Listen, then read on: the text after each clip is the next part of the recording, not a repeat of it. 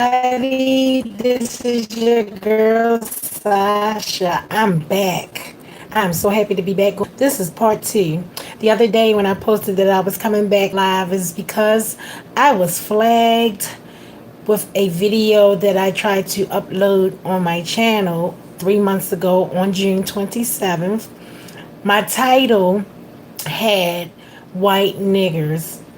It was not a hate speech. It was what happened to me and another black woman from a elderly white woman that called us the derogatory name. But I assumed that YouTube thought it was a hate speech because of the title. So now I know I have to be very careful with my titles. But it's a lot to talk about, a lot that happened in the past 3 months. I have uploaded some recorded videos, but I haven't been able to go live because I like to go live right then and there when things happen for the most part. So I had to write me down some notes for today's live so that I can tell you what happened because it was a lot of stuff. Okay, so I already told you that I was flagged and banned to go live for 3 months, and that was lifted on the 27th. On the 27th, I was on vacation with my husband for celebrating our 13th wedding anniversary. But on the 26th of September, we had been together for 20 years, but we've been married 13 years on the 25th. So, we were doing our thing. So, and plus I was a little bit under the weather. So, I really didn't have time or really didn't feel like going live. So if you catch this video later, please leave comments or questions. I will respond. Like, subscribe, and share my videos. So let's get on to what has happened since then. So, like I said, I was flagged. And I know to be careful now when I go live with my, especially with my titles. The video was basically, like I said, I was at a gas station getting gas. I was on the, I'm gonna say, the right side of the pump, and another car was on the left side of the pump, and then there was a woman behind me, which was another black woman.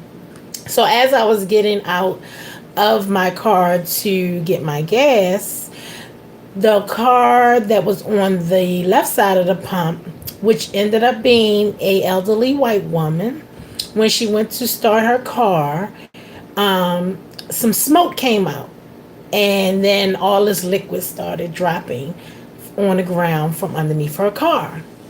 So with that being said, we were at a gas station, and I was trying to figure out first. I did feel concerned about the woman to make sure if she was okay and if she needed any help. But also we were at a gas station, and I wasn't sure if the motherfucker was gonna blow up. So myself and the lady that was behind me, the other black woman that was behind me, like I said, we were on the right side of the pump.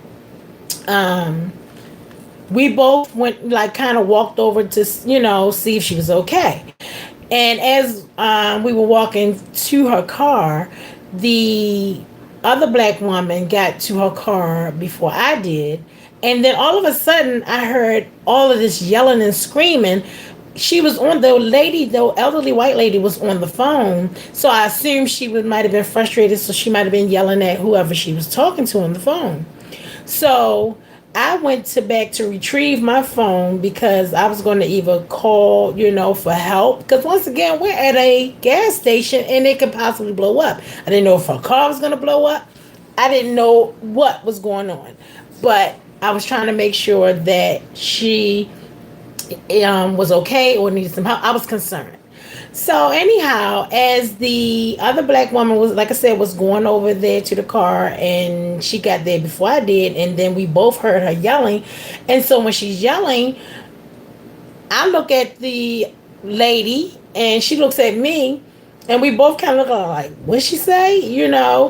And so then once I saw her on the phone talking to whoever she was talking to, and like I said, I was retrieving my phone. The other lady got back in her car, and as she was getting ready to pull off, and she pulled up beside me, and she said, "Was she talking to you?" And I was like, "Well, no." I said, "I don't think so." I said, "Because I was just trying to see if she was okay. That's why I was looking." She said, "Well, I thought she was talking to you because she say, get leave nigger or something like that, or something, get out my face nigger, or get out my way, or something like that. I don't know." So I said, "Well, oh, she definitely wasn't talking to me." I said, "Because first of all, I'm just trying to make sure she's okay, and trying to make sure um whether I need to leave and move because the gas station might blow up." So when the lady went over to her and said to her, because I didn't hear her say nigger. So when the lady went over to her to ask her what she said, she started crying and apologizing. So with that being said, she was calling either her or both of us a nigger. So when the lady started crying and apologizing, saying she's so sorry, the other lady was like, "Oh no, not today. You won't be calling me no nigga." So I said, "Oh, so she did say it? Okay. Well, guess what? You the nigga today, because a nigga is an ignorant person, and you are very ignorant, you old lady. I was trying to see if you were okay, if you needed some assistance. I was concerned. Not only that I was concerned about you, I damn sure was concerned about myself, because I didn't know if your car was going to blow up, and we were at a gas station, and I need to know whether I need to get in my car and leave. So therefore, since you did call us a nigga, which I don't know why you did call us a nigga, it was no reason for you to do that, because we were concerned. And then you admitted it after the lady asked you. You said, "I apologize. I'm so sorry." No, you're not sorry. So with that being said, I was already frustrated because I was going through shit with my home. My ceiling had collapsed in my bedroom. We lived in a hotel for over 2 months. I was going through shit with the adjuster at Nationwide Insurance, with Matt, not trying to pay out. And I didn't lived in my home for 17 years and paid into to my insurance over $25,000, and you're not trying to pay out for my repairs. So I was already frustrated. And then for someone to come and call me a derogatory name when all I was doing was being concerned, that really blew me. So that's what my video was about. But like I said, it wasn't the video per se, and I guess they probably didn't even review the video. They probably just looked straight at the title and just flagged it and assumed. Now I did appeal it. I think I did, but I guess appealing really doesn't do anything. It's so many people that's on YouTube. I guess they probably say my mom. And at that time, I only had like 20 subscribers. I have about 76 now, but I'm hoping that since I'm able to go live again, that I can get me 924 subscribers, so I can at least get to 1,000, so I can at least monetize. I got some good stuff to talk about. I'm very interesting. My life is basically an open book. I did have a baby 3.5 years ago, over the age of 40, and I have adult children. I have grandchildren that are older than the baby. But my life is still interesting, and I've dealt with a lot of stuff. I don't have neither one of my parents. They died. My dad died 18 years ago on St. Patrick's Day. My mom died 22 years ago, a day before my younger sister's 15th birthday. So we have a lot of family secrets and just stuff that I'm dealing with, and grief. Um, this year has been challenging. Like I said, on June 1st, our ceiling collapsed in our bedroom, and we were displaced, and so we had to live out of a hotel for over 2 months. It was a lot of driving. Had to get up with the baby to take her to daycare. It was extra drive. It was a lot. It was overwhelming. And during that time, matter of fact, on July the 4th, I had to put my son out. One of my sons, my oldest son, already has his own place and has had his own place for almost 10 years now. So it was my 27-year-old son. I had to put him out. I'm guessing that the prison time he spent for 4.5 years, he came home 2013. He was arrested 6 days after his 18th birthday. So when he came home, everything seemed fine. He just started to always act angry. So for whatever reason, he's paranoid. Me and him have been getting to a couple of little arguments that I felt like was going too far, and it was far too many of them about the same thing, which is he thinks that I'm going through his mail. So, whatever that prison did to him to make him feel that way, I don't know. But that wasn't the reason I put him out. Like I said, he's been angry at everybody, angry at the world. He works. When he came home, now I'm proud of him because when he came home, now he was my problem child because all through his juvenile age, from age to like 10, up until 17, he just stayed in trouble, back and forth into juvenile system. Me and that dad broke up when he was 9. So after that, he just went haywire. My husband has been in his life since he was about 9 or 10. Yeah, like 9. No, 8 exactly. If I'm not mistaken, I think my husband was involved in his life from age either 7 or 8. Oh, I'm sorry. Me and that dad broke up when he was 9, so it had to been 10. Yeah, 10. Or going on 10. But anyway, so my husband has been a big influence on all of my children. My oldest son was able to get a job and have a career at Coca-Cola along with my husband. My daughter was 4 at the time. So all of my adult children, are over the age of 21. And then I have the 3-year-old with my husband. But my husband has been a big influence on them. And even with my son that was troubled, because all I knew was to beat his ass whenever he did something when he was young. I was so frustrated with him.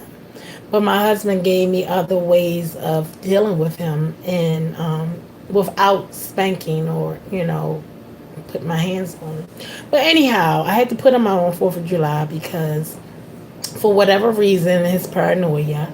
And me and my husband weren't at the house at the time because we were displaced at the hotel, me, him, and the baby. But my daughter, who's 24, and my son, who's 27, they both were still at the house. And he asked my daughter, was there any mail? Now, mind you, it was 4th of July. No mail run on 4th of July. So she said not that she knew of. And I guess that wasn't the answer he wanted. And him probably not even realizing that it was the holiday. And so he basically stood over top of her and said, so is that a yes or no? I guess she didn't answer the way he wanted to answer. And then my daughter just couldn't take it no more because she has been dealing back and forth with him and the paranoia and thinking someone's talking about him and stuff like that. And so he hit her. And that's a no-no. I was abused by their dad. And he saw it. And I don't care what he does. You don't put your hand on a woman. And that's your sister. That's your blood. And you put your hands on her for what? So anyhow, I had to, me and my husband, after it was a hot day, we were in a hotel. It was a nice hotel that they kept us in. Anyway, We were eating crabs and sorry, drinking our drinks. I'm just coming off a cold. Drinking our drinks, and I get a phone call. So, tell my husband, put on your Timbs because you might have to stomp on my hole in his ass. So we went back to the house and I'm sorry, I'm just coming off a cold. My throat is tickling. Let me drink something real quick. Okay. So we went to the house, told him pack his stuff. I didn't have anything else to say. I wasn't going to say anything else. It was what it was. Packed the stuff, he leaves.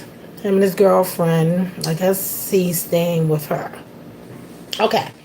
So he's gone. Everything is back, getting back to normal. We didn't get back into the house until August the 4th, something like that. So once we got back in the house, we had got a new roof and what else? Oh, they're finishing up the gutters today, I think. Yeah, they came out this morning for the gutters. Then from there, I've been dealing with some issues of with my mom and what happened to her. Some of the things that happened to my mom over her lifetime and what happened with her as far as her death.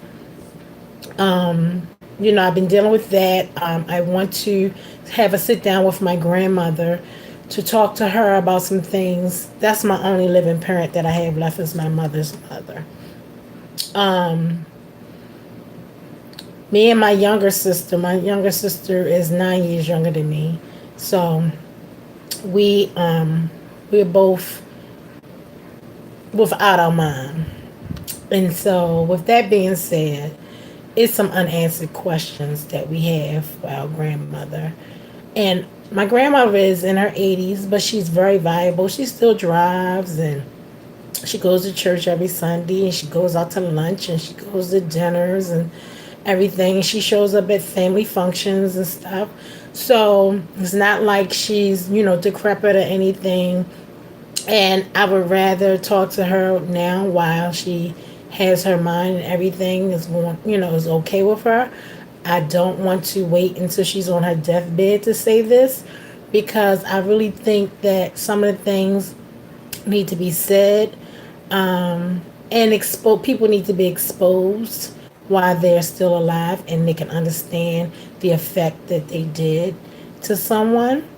So therefore, once me and my sister do have a sit down with my grandmother, um, they may or may not be some upset family members.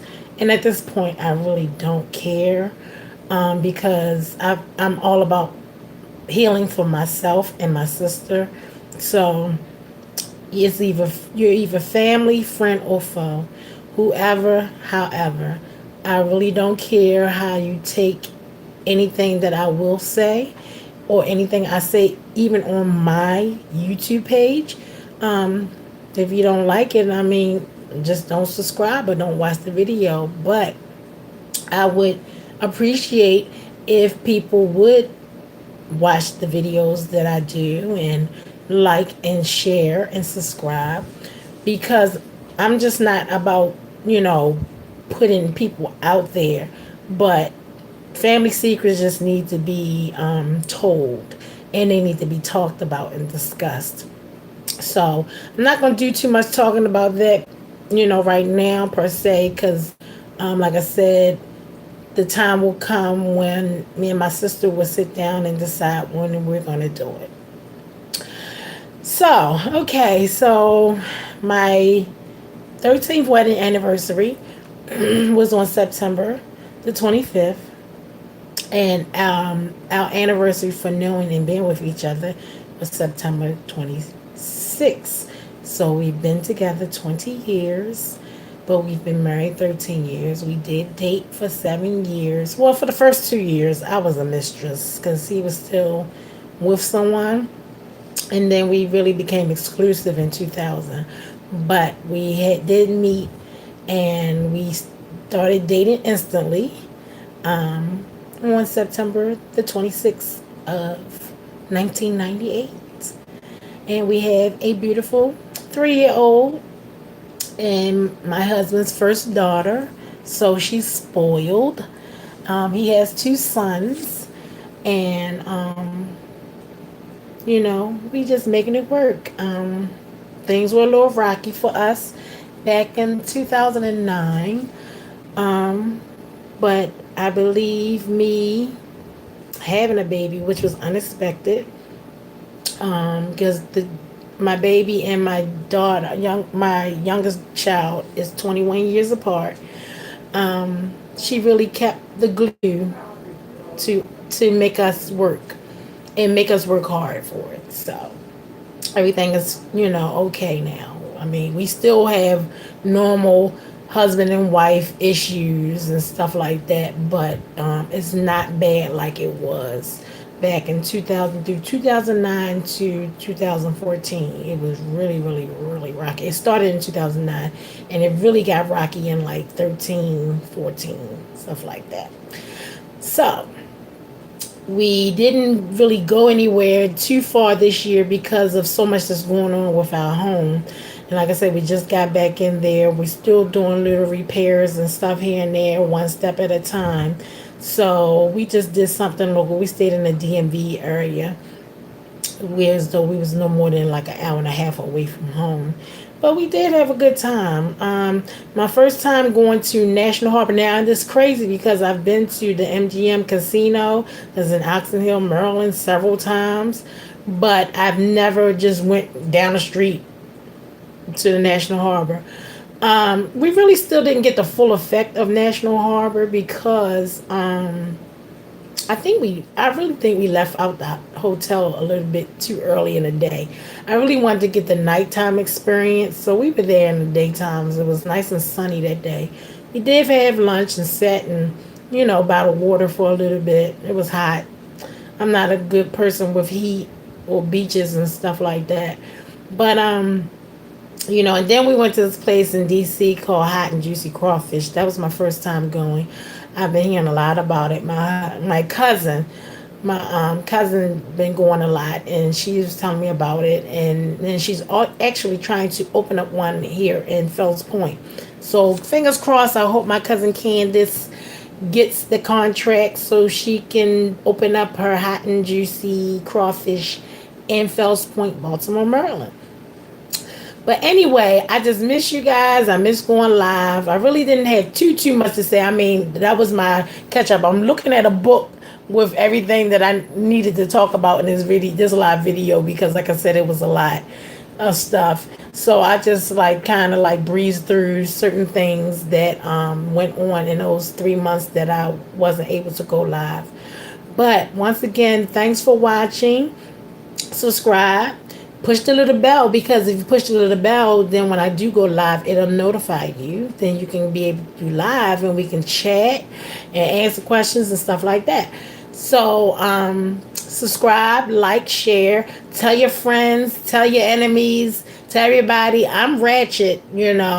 People, it's a little meme that's going around saying if you're over 40 and you still petty or ratchet, then you miserable. No, I'm not, because sometimes you just gotta let a motherfucker know how not to come for you and when not to come for you. So I'm gonna be petty to the day I die, no matter how old I am. So send everybody over. Like I said, I'm trying to reach 1,000 or even over 1,000 subscribers. That way I can get my hustle on. I'm a private caregiver. I'm on live from the work abode. Everybody that watch my videos always see the vanilla wafers up there.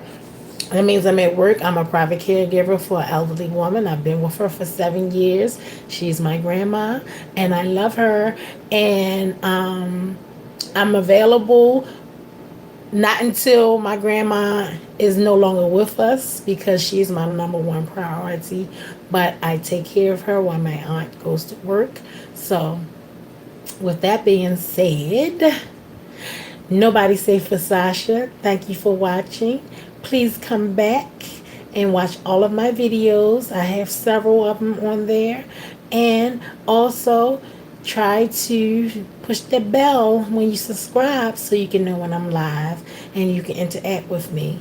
And also, you can leave questions or comments on this video once I finish, and I promise I will answer any question that you like.